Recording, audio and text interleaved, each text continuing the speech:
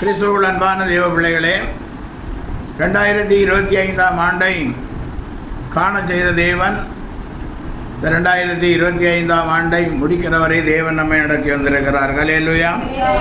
பிறகு உபாகமம் 1ஆம் அதிகாரம் 31ஆம் வசனத்தை நாம் வாசிக்கும் போது, ஒரு மனிதன் தன் பிள்ளையை சுமந்து கொண்டு போவது போல நீங்கள் இவ்விடத்திற்கு வருகிற வரைக்கும் நடந்து வந்த வழிகள் எல்லாவற்றிலும் உங்கள் தேவனாகிய கர்த்தர் உங்களை சுமந்து கொண்டு வந்ததை கண்டீர்களே. அல்லேலூயா. ஒரு மனிதன் தன் பிள்ளையை சுமந்து கொண்டு போவது போல நாம் இவ்விடத்திற்கு வருகிற வரைக்கும் நாம் நடந்து வந்த வழிகள் எல்லாவற்றிலும் நமது ஆண்டவராய் இயேசு கிறிஸ்து நம்மை சுமந்து கொண்டு வந்திருக்கிறார்கள். அல்லேலூயா.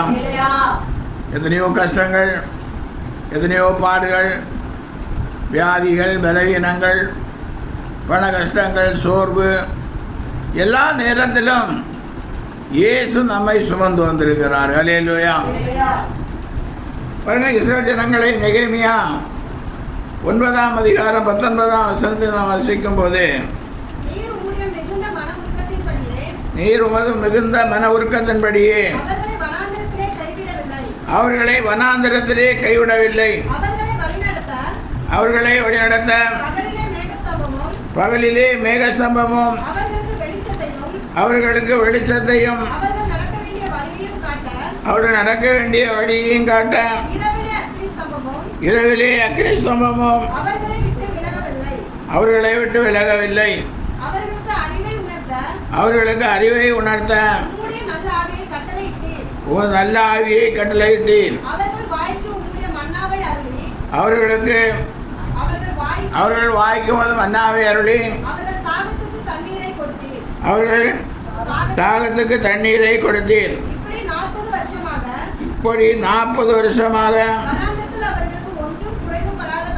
வனாந்தரத்தில் அவர்களுக்கு ஒன்றும் குறைபடாதபடிக்கு அவர்களை பராமரித்து வந்தீர்.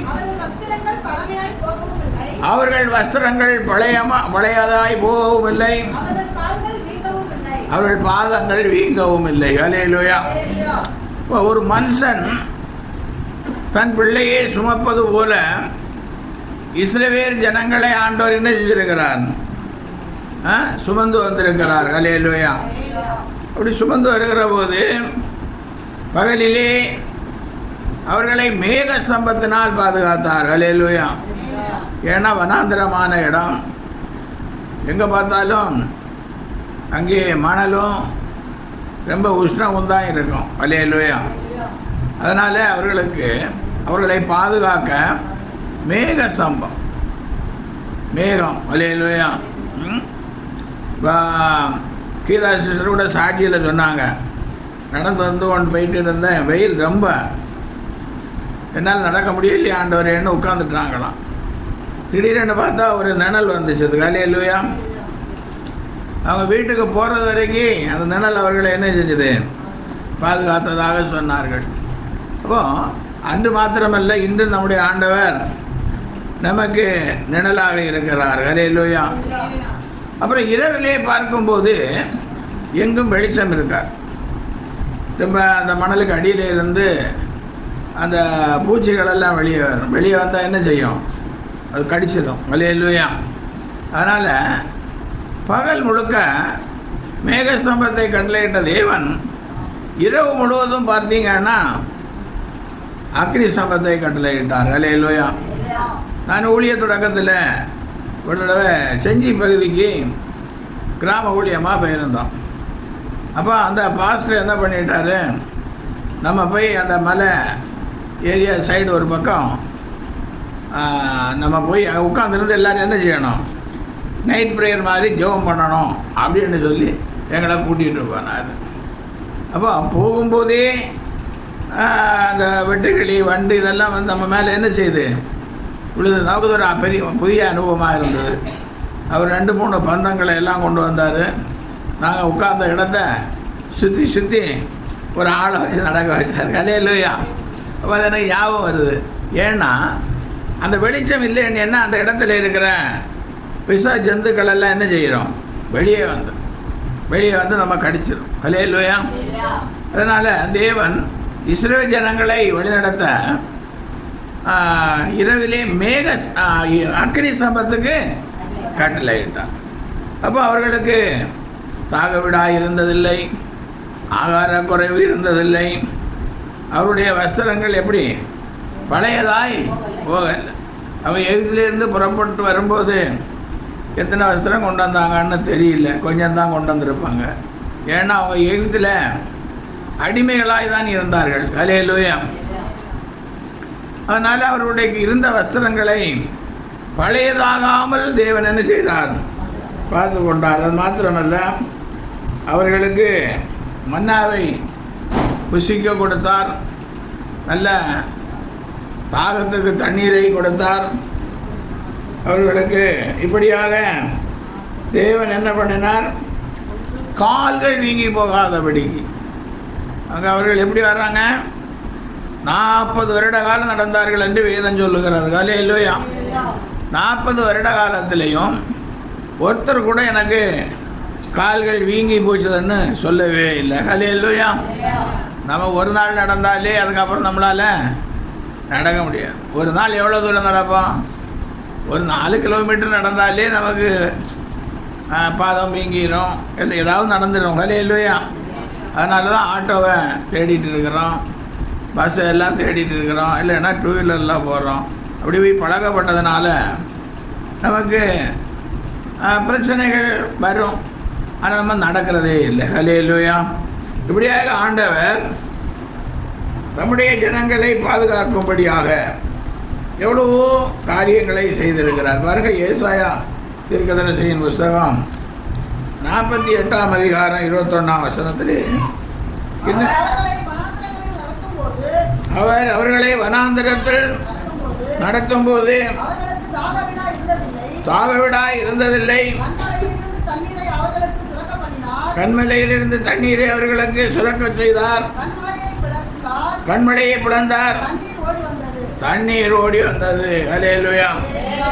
அவர் அவர்களை வனாந்தரங்களில் நடத்தும் போது அவர்களுக்கு தாகவிடாய் இருந்ததில்லை, கண்மலையிலிருந்து தண்ணீரை அவர்களுக்கு சுரக்க பண்ணினார். ஹல்லேலூயா. வனாந்தரத்தில் நடக்கிறதுக்கு ரொம்ப கஷ்டம். நம்ம தீர்க்கதரிசியாகி எலியா வனாந்தரத்தில் ஒரு நாள் பிரயாணம் நடந்தார். ஹல்லேலூயா. அப்போ ஒரு சூரிய செடி பக்கத்தில் போய் படுத்துட்டார். படுத்துட்டு என்ன சொன்னார், போதும் ஆண்டவரே, என் ஜீவனை எடுத்துக்கொள்ளும். ஹல்லேலூயா. அப்போ ஆண்டவர் பார்த்தார், ஒரு தூதனை கட்டளை கொடுத்தார், அவனை குடிக்கிறதற்கு தண்ணீரையும் புசிக்கிறதற்கு அடையும் எடுத்துக்கொண்டு வந்தான். ஹல்லேலூயா. ஒரு பாத்திரத்தில் தண்ணீரையும் அடையும் எடுத்து அவன் பக்கத்தில் கொண்டு வச்சான். தேவதூதன் அவனை தட்டி எழுப்புகிறான். எழுந்துட்டு போஜனம் பண்ண, நீ போக வேண்டிய தூரம், ஆமாம், நீ இங்கே சோர்ந்து போய் ஜீவன் எடுவனெல்லாம் சொல்லிட்டு இருக்கக்கூடாது, நீ போக வேண்டிய தூரம் மிக அதிகமான தூரம், அதெல்லாம் சாப்பிடு அப்படின்னு. இவர் உடனே எழுப்பினார், அடையை சாப்பிட்டார், தண்ணீரை குடித்தார், திரும்பவும் என்ன செய்தார், படுத்து கொண்டார். அப்போ ஆண்டவர் பார்த்தார், இவருக்கு சோர்வு இன்னும் என்ன செய்யலை, நீங்கள போல தெரியுது, சோர்ந்து போகிறவனுக்கு பலனையும் சத்துவம் இல்லாதவருக்கு சத்துவத்தையும் பெருக பண்ணுகிற தேவன். இப்போ எளிய தீர்க்கதரிசிக்கு சோர்வை நீக்கிறது எப்படி, அவருக்கு சத்துவத்தை கொடுக்கறது எப்படி என்று பார்த்து அவருக்கு திரும்பவும் தூதனை அனுப்புகிறார். அவன் ஒரு பாத்திரத்தில் தண்ணீரையும் அடையும் எடுத்து கொண்டு வருகிறார். ஹல்லேலூயா. தட்டி எழுப்பி எழுந்துரு, போஜனம் பண்ணு, நீ போக வேண்டிய தூரம் வெகு தூரம். அப்போ சாப்பிட்டு அவர் திரும்ப 40 நாள் அந்த ஆகாரத்தின் பலத்தினால் என்ன செய்கிறார், ஆமாம், ஒரே பர்வதம் வரைக்கும் நடக்கிறார் என்று வேதம் சொல்லுகிறது.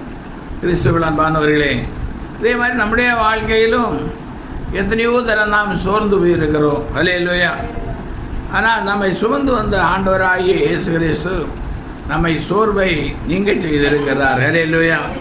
நமக்கு என்ன தேவை என்பதை அறிந்து நமக்கு கொடுத்து நம்மை ஆசீர்வதித்திருக்கிறார். ஹல்லேலூயா. இப்படியாக தேவன் நம்முடைய வாழ்க்கையிலே அற்புதங்களை செய்கிற தேவனாய் இருக்கிறார். பாருங்க, உபாகமம் 29ஆம் அதிகாரம் 5ஆம் வசனம். கர்த்தராகிய நான் உங்கள் தேவன் என்று நீங்கள் அறிந்து கொள்ளும்படிக்கு 40 வருஷம் உங்களை வனாந்திரத்தில் நடத்தினேன். உங்கள் மேலிருந்த வஸ்திரம் பழையதாய் போகவும் இல்லை, உங்கள் காலில் இருந்த பாதரட்சைகள் பழையதாய் போகவும் இல்லை, நீங்கள் அப்பம் சாப்பிடவும் இல்லை, திராட்சரசமும் அதுவும் குடிக்கவில்லை என்றார். ஹல்லேலூயா. கர்த்தராகிய நான் உங்கள் தேவன் என்று நீங்கள் அறிந்து கொள்ளும்படிக்கு, ஆண்டவராகிய கர்த்தராகிய தேவன் அவர்கள் தேவன் என்று அறிந்து கொள்ளும்படிக்கு அவர்களை நடத்தினாராம். ஹல்லேலூயா. அதனால் அவர்களுக்கு தண்ணீரை கொடுத்தார், மன்னாவை கொடுத்தார், அவர்களுக்கு வஸ்திரங்கள் பழையதாய் போகாதபடி பாதுகாத்து கொண்டார், அவர்கள் கால்கள் வீங்கி போகவில்லை, அவர்கள் போட்டிருந்த பாதரட்சைகள் செருப்புகள் என்ன செய்யலை, பழையதாய் போகவும் இல்லை. இப்படியாய் தேவன் அவர்களை வனாந்திரத்திலே 40 ஆண்டு காலம் நடத்தார். இப்போ நம்மையும் தேவன் ஒவ்வொரு வருஷமும் இப்படி தான் நடத்தி கொண்டு வருகிறார். ஹல்லேலூயா. பிரச்சனைகள் இல்லாமல் இருக்கவில்லை. ஒவ்வொரு வருஷம், இந்த வருஷம் கூட பாருங்கள், அப்படியே புயல் வந்து கொண்டிருந்தது. இலங்கையில் தண்ணீர் ஆறாக ஓடினது. மலைச்சரிவுகள், வீடுகளில் இருந்தவர்களும் தோட்டம் துறவில் இருந்தவர்களெல்லாம் நிறைய பேர் மரித்து போனார்கள். ஹல்லேலூயா. அந்த புயல் திரும்ப எங்கே வருகிறது? சென்னையை நோக்கி தோ வருகிறது என்று சொல்லி ஒரு 4 நாள் மழை பெஞ்சிட்டு இருந்தது. திடீரென்று பார்த்தா 150 கிலோமீட்டர் தூரம் இருக்கும்போது புயல், இவங்க வானிலை ஆராய்ச்சியாளர்களாக கண்டுபிடிக்க முடியல, புயல் தூக்கத்துக்கு போயிடுச்சு. ஹல்லேலூயா. ஒரு நாள் ஃபுல்லாக தூங்கினது. அப்புறம் திரும்ப எழும்பிச்சு, திரும்ப மழை பெய்ய தொடங்க. விழுப்புரம் மகாபலிபுரம் பக்கத்தில் கரையை கிடக்கும் அப்படின்னு அந்த சைடு கொஞ்சம் நிறைய மழை பெஞ்சது. ஹல்லேலூயா. அப்புறம் திரும்ப பார்த்ததுக்கப்புறம் சென்னை நோக்கி வருதுன்னு சொன்னாங்க. அப்புறம் புயலே காணாமல் போச்சு. ஹல்லேலூயா. ஏன்னா புயலினால் நாமும் நிறைய கஷ்டப்பட்டுருக்கிறோம். நம்ம உறவுகள் எல்லாம், நம்ம விவசாயிகள் எல்லாம் கஷ்டப்படுகிறத நம்ம பார்க்குறோம். ஹல்லேலூயா. நட்ட பயிரை அறுக்க முடியாமல் அதை அப்படியே தூக்கி காட்டுகிறார்கள். அப்புறம் நட்ட நாற்றுகளை அது இடுப்பளவு தண்ணிக்குள்ளே போய் அதை பிடுங்கி காட்டுகிறார்கள். ஹல்லேலூயா. முதல்ல தண்ணி இல்லை, அப்புறம் தண்ணி அவர்களுக்கு அப்படி தண்ணி நிறைய சொரிஞ்சிது. ஹல்லேலூயா. அப்போ இப்படிப்பட்ட கஷ்டங்கள் எல்லாவற்றிலும் கூட தேவன் நம்மை நடத்தி வந்திருக்கிறார். ஹல்லேலூயா. அந்த விவசாயிகளையும் கூட ஆண்டவர் நடத்தி வந்திருக்கிறார். அவர்களுக்கு இந்த அரசாங்கம் கூட கொஞ்சம் நிறைய பண உதவிகளெல்லாம் நிறைய செய்கிறதாய் நாம் தொலைக்காட்சி மூலம் கேள்விப்பட்டோம். ஹல்லேலூயா. இப்படியாக தேவன் யாரை கொண்டாவது நம்முடைய பிள்ளைகளை என்ன செய்கிறார்? நடத்துகிறார். ஹல்லேலூயா. ஏசாயா 46ஆம் அதிகாரம் 3ஆம் வசனம். யாக்கோபின் சந்ததியாரே, இஸ்ரவேல் சந்ததியில் மீதியாகிய சகல ஜனங்களே எனக்கு செவி கொடுங்கள். தாயின் வயிற்றில் தோன்றினது முதல் உங்களை ஏந்தி, தாயின் கர்ப்பத்தில் உற்பத்தி ஆனது முதல் உங்களை தாங்கினேன். உங்கள் முதிர் வயது வரைக்கும் நான் அப்படி செய்தேன். நிறைய வயது மட்டும் நான் உங்களை தாங்குவேன். நான் அப்படி செய்து வந்தேன். இனிமேலும் நான் ஏந்துவேன். நான் சுமப்பேன். நான் தப்புவிப்பேன். அல்லேலூயா. ஆண்டவர் சொல்லுகிறார், தாயின் வயிற்றில் தோன்றின உடனே என்ன செய்ய தொடங்கினாராம்? ஏந்த தொடங்கினார். பாருங்க, இப்போ ஒரு சகோதரி கர்ப்பம் ஆகிட்டாங்கன்னு சொன்னால் அவங்களுக்கு ரொம்ப கஷ்டம். ஒவ்வொருத்தர் வாந்தியாக எடுக்கிறாங்க, நடக்க முடியல, படுத்தே கிடக்கிறாங்க. பல டாக்டர்களை எல்லாம் பார்க்கிறார்கள். அல்லேலூயா. ஆனால் அவங்க அவ்வளோ கஷ்டப்படுறாங்க. ஆனால் ஆண்டவர் சொல்லுகிறார், அந்த குழந்தையை, அந்த தாய் அப்படி கஷ்டப்பட்டு கொண்டிருக்க அந்த சூழ்நிலையிலும் கூட தாங்கினாராம். அல்லேலூயா. அப்போ கிறிஸ்துவுக்குள் அன்பானவர்களே, தாயின் வயிற்றில் தோன்றினது முதல் உங்களை ஏந்தி தாயின் கர்ப்பத்தில் உற்பத்தி ஆனது முதல் உங்களை தாங்கினேன். அல்லேலூயா. அப்படியே உங்கள் முதிர் வயது வரைக்கும் நான் அப்படி செய்வேன். நரை வயது மட்டும் நான் உங்களை தாங்குவேன். நான் அப்படி செய்து வந்தேன். இனிமேலும் நான் ஏந்துவேன், நான் சுமப்பேன், தப்புவிப்பேன். அல்லேலூயா. தாயின் வயிற்றில் ஏந்தின ஆண்டவர் நமக்கு கொடுக்குற வாக்குத்தத்தம் என்னவென்றால், நரை வயதும் முதிர் வயது உள்ள வரைக்கும் என்ன செய்வேன்? தாங்குவேன். அல்லேலூயா. அப்போ அப்படி செய்து வந்தேன், இனியும் செய்வேன். அல்லேலூயா. நம்முடைய பெற்றோர்கள், என்னை மாதிரி வயதானவர்களுடைய பெற்றோர்கள் எல்லாம் ஆண்டவர் அப்படி செய்து வந்திருக்கிறார். அவர்களை ரொம்ப வயதாகிற வரைக்கும் 80, 90, 100 வயதாகிற வரைக்கும் கூட என்ன செய்திருக்கிறார்? சுமந்து வந்திருக்கிறார். அல்லேலூயா. அதே மாதிரி நம்மையும் என்ன செய்வார்? சுமப்பார். அல்லேலூயா. அப்போ நாம் என்ன சொல்லுவோம்? எப்பாவது ஒரு டைமில் கொஞ்சம் உடம்பு சரியில்லாத போனால் என்ன சொல்லுவோம்? அவங்க அந்த காலத்தில் இருந்தாங்க, நம்ம இந்த காலத்தில் என்ன செய்ய முடியாது. இந்த காலத்தில் நாம் எல்லாம் அவ்வளோ தூரத்தை எட்டி பிடிக்கிறது கஷ்டம். இன்றைக்கோ நாளைக்கோன்னு இருக்கிறோம் அப்படின்னு சொல்கிறோம். அல்லேலூயா. வேதம் ஆண்டவருடைய வார்த்தையை நாம் ருசிக்கணும். கர்த்தர் நல்லவர் என்பதை ருசித்து பாருங்கள். அவர் மேல் நம்பிக்கையாக இருக்கிற மனுஷன் பாக்கியவன். ஆண்டவருடைய வார்த்தையை ருசிக்கணும். வார்த்தைகளை எடுத்து வைத்து நம்ம என்ன செய்யணும்? ஜெபம் பண்ணணும். எல்லாம் அவர் கையில் தான் இருக்கிறது. தாயின் வயிற்றில் ஏந்தி சுமந்தவருடைய கருத்தில் தான் இருக்கிறது நம்முடைய முடிவு. அல்லேலூயா. அதனால் நாம் நம்முடைய முடிவை என்ன செய்யக்கூடாது? எழுதக்கூடாது. அல்லேலூயா. தேவனுடைய பிள்ளைகளுக்கு அப்படியான பெரிய பாக்கியத்தை ஆண்டவர் கொடுத்திருக்கிறார். அல்லேலூயா. அதனால் கிறிஸ்துவுக்குள் அன்பானவர்களே, நம்மை ஆண்டவர் என்ன பண்ணி கொண்டிருக்கிறார்? உங்களை தாங்குவேன், நான் அப்படி செய்து வந்தேன், இனிமேல் நான் ஏந்துவேன், நான் சுமப்பேன், நான் தப்பு.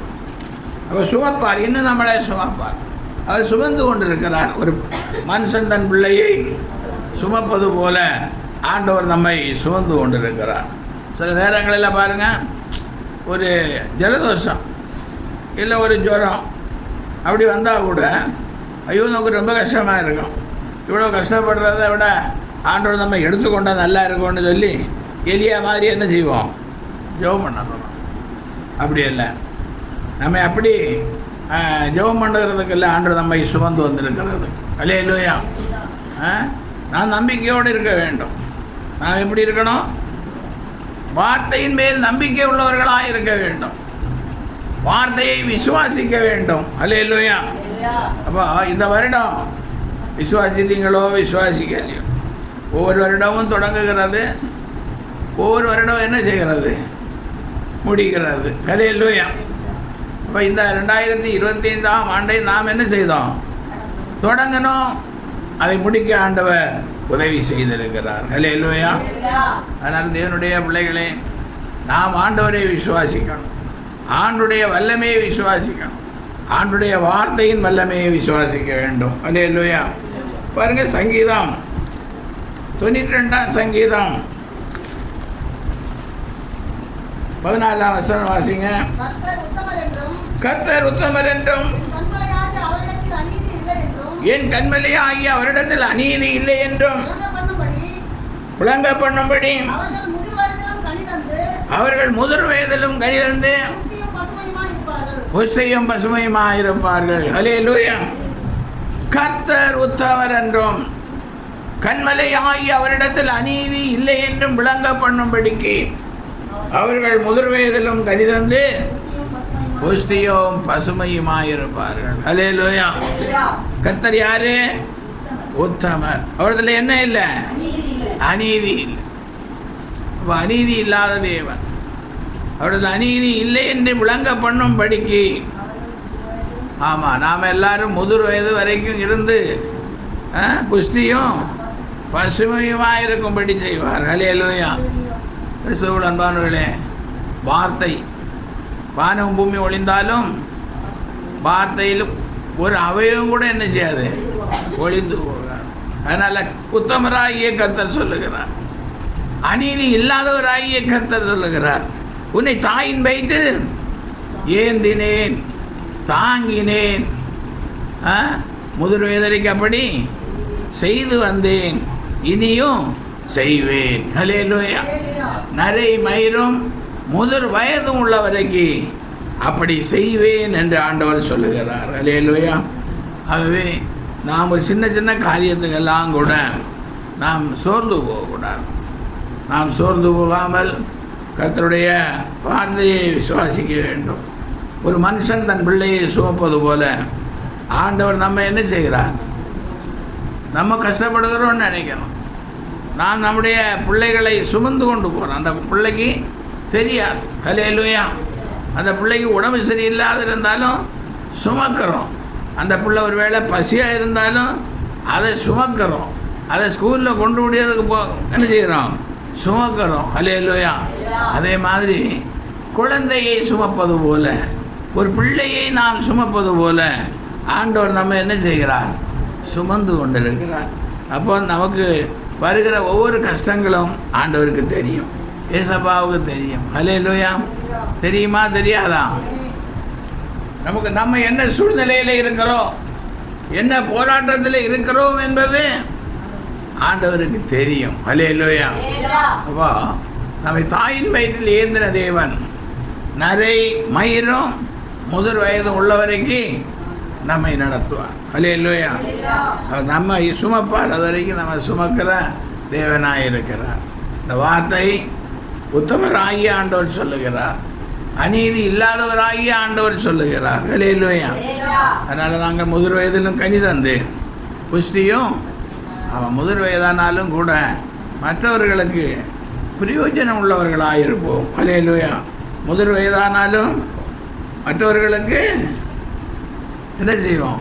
உதவி செய்கிறவர்களாக இருப்போம். அவர்கள் முதிர் வயதில் கனி தந்து. அல்லேலூயா. கனி தந்தன்னா, ஒரு மரம் கனி தந்ததுன்னா அடுத்தவங்களுக்கு பிரயோஜனம் உள்ளதாக இருக்கும். அதே மாதிரி முதிர் வயதானால், எத்தனை வயதானாலும் மற்றவர்களை உபத்திரவப்படுத்துவர்களாக அல்ல, வேதனைப்படுத்துகிறவர்களாகவும் அல்ல. அல்லேலூயா.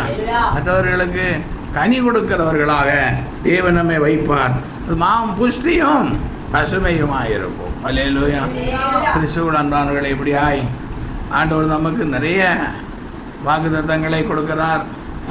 பழைய ஏற்பாட்டிலும் பழைய வருட செய்தியிலும் வாக்குத்தத்தங்கள் தான், புதிய வருட செய்தியும் வாக்குத்தத்தம் தான். அல்லேலூயா. அப்போ வார்த்தையை நாம் என்ன செய்ய வேண்டும்? விசுவாசிக்க வேண்டும். வார்த்தையை விசுவாசித்து ஜெபிக்க வேண்டும்.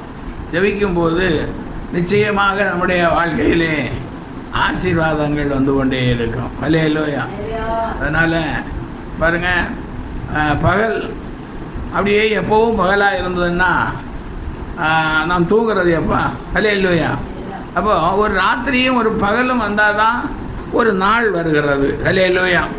அதே மாதிரி கஷ்டங்களும் சந்தோஷமும் வரும், கஷ்டமும் வரும், மாறி மாறி வந்தால் தான் வாழ்க்கை. அல்லேலூயா.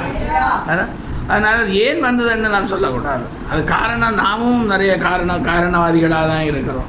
கஷ்டங்களை உண்டாக்குறதே நாம தான். அல்லேலூயா.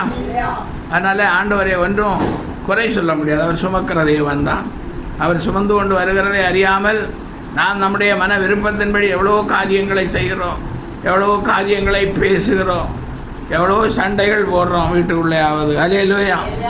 ஆனாலும் தேவன் நம்ம என்ன செய்கிறார்? சுமந்து வந்து கொண்டிருக்கிறார். அல்லேலூயா. நம்முடைய ஆண்டவர் ஆகிய இயேசு கிறிஸ்து தாயின் வயிற்றில் என்ன செஞ்சார்? ஏந்தினார், தாங்கினார். அப்படியே நிறைய மயிரும் முதல் வயது வரைக்கும் தாங்குவேன், ஏந்துவேன், சுமப்பேன், தப்புவிப்பேன் என்று சொல்லுகிறார். அல்லேலூயா. எந்த நிலைமையிலும் ஆண்டவர் ஆகிய இயேசு கிறிஸ்து நம்மோடு கூட இருந்து வழி நடத்துகிற தேவனாக இருக்கிறார். எவ்வளோ சாட்சிகளை சொல்லலாம், எத்தனையோ பேருடைய சாட்சிகளை சொல்லலாம். நேரம் குறைவாக இருக்கிறது. பழைய வருட செய்திக்கு நேரம் குறைவாக இருக்கிறது. புதிய வருடம் நம்மை நோக்கி வந்து கொண்டே இருக்கிறது. அல்லேலூயா. ஒரு சந்தோஷம் மகிழ்ச்சியுமான ஒரு வருடம் நம்மை நோக்கி வந்து கொண்டிருக்கிறது. வாக்குத்தத்தங்களை சுமந்து வந்து கொண்டிருக்கிறது. அல்லேலூயா. புதிய ஆண்டிலே நாம் புதிய மனிதர்களாய் வாழ வேண்டும் என்ற சிந்தையை எண்ணத்தை நமக்கு கொடுக்கும்படியாய் புதிய ஆண்டு அப்படியே வந்து கொண்டிருக்கிறது. அல்லேலூயா. இந்த உலகத்திலே நாம் எவ்வளோ காரியங்களை சிந்திக்கிறோம், எவ்வளோ காரியங்களை கடன் வாங்கியாவது செயல்பட வேண்டும் என்றெல்லாம் நினைக்கிறோம். அல்லேலூயா. ஆனால் உலகத்திற்கு முடிவு எப்போ வரும்னு தெரியாது. அல்லேலூயா. யுத்தத்தின் செய்திகள், பஞ்சம், பசி, கொள்ளை நோய் என்னெல்லாமோ வந்து ஒவ்வொரு நடந்து கொண்டிருக்கிறது. பூமி அதிர்ச்சி வந்து கொண்டிருக்கிறது. ஆனால் இதை ஒன்றையும் சிந்திக்காமல் நாம் இன்னும் எதோ இந்த உலகத்திலே வாழ்ந்து கொண்டிருக்க வேண்டும் என்று நினைக்கிறோமே தவிர, எப்போ முடிவு வந்தாலும் தேவனுடைய ராஜ்யத்திலே தேவனோடு கூட இருக்க வேண்டும், 1000 ஆண்டு ஆளுகை, 1000 ஆண்டு ஆண்டவரோடு ஆளுகை செய்ய, அப்படிப்பட்ட சிந்தை இல்லாதவர்களாக இருக்கிறோம். அந்த சிந்தை வரணும். பாலிவ பிள்ளைகளுக்கு அந்த சிந்தை வரணும். அல்லேலூயா. நாம் எப்போ இந்த உலகத்தை விட்டு கடந்து போனாலும் ஆண்டவரோடு கூட நாம் வாழ வேண்டும். அல்லேலூயா. இயேசுவோடு கூட வாழ வேண்டும், இயேசுவோடு கூட நாம் இருக்க வேண்டும் என்ற சிந்தையோடு எண்ணத்தோடு நாம் இருப்போமானால் நிச்சயமாக நம்மை சுமக்கிற கர்த்தர் சந்தோஷப்படுவார். அல்லேலூயா. நம்மை சுமக்கிற இயேசு சந்தோஷப்படுவார். அல்லேலூயா. இந்த வார்த்தைகளுக்காக கர்த்தரை ஸ்தோத்திரிப்போம். ஸ்தோத்திரம், ஸ்தோத்திரம், ஸ்தோத்திரம். புது வருடத்தை வரவேற்கிற விதமாய் நாம் எல்லாரும் எழுந்து நாம் ஸ்தோத்திரம் பண்ணுவோம்.